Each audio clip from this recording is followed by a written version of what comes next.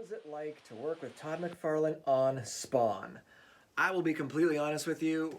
Working with Todd McFarlane on Spawn was quite possibly the best job I've ever had outside of working for myself as a novelist and a writer and a creator. I got thrown into the absolute deep end of comic book royalty and told to keep up.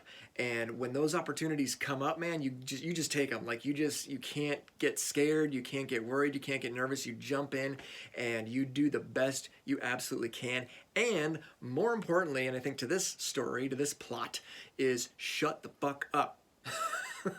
Shut up and listen. I have pages of notes that I scribbled furiously while listening to Todd McFarlane talk to me on the other side of his desk. I was over at the company headquarters there, and we would be talking about the plot and the script and all that stuff, and he's just talking, and I'm like, mother son of a, I can't go, like you can't keep up with this guy, right? But I wrote so many notes, and I tried really hard to implement them. I don't know how well I did, to be honest. I just know that I learned an absolute ton by being quiet.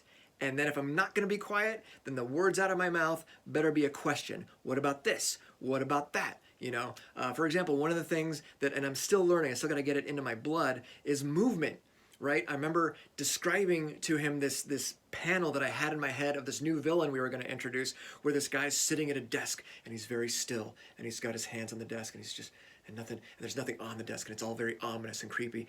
And while I'm talking about it, I'm getting all excited in my head thinking, this is gonna look great.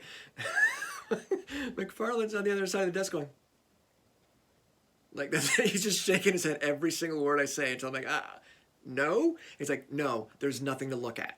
And I was like, what? He's like, there's what you're describing, there is nothing to look at. A guy behind a desk is boring.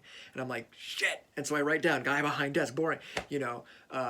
So there are a ton of stories I could tell, but I'm not gonna. Those are my stories. But I will tell you, it was an awesome job, and I would absolutely do it again. I would do it again for any comic. I would do it again for any property out there because it's great. I'm doing the same thing with BattleTech right now. I get to write for BattleTech, and as you know, 16-year-old me is flipping out because I get to be a part of a world that I was a part of when I was a kid, and it's so gratifying and it's so satisfying to work in somebody else's IP like that. And yeah, so it was an awesome experience and I learned a ton. And I think the best thing for you to do to find out is to go check out Beckett's Last Mixtape on Kickstarter right now. And then you tell me, did I achieve it? Was it good? I don't know.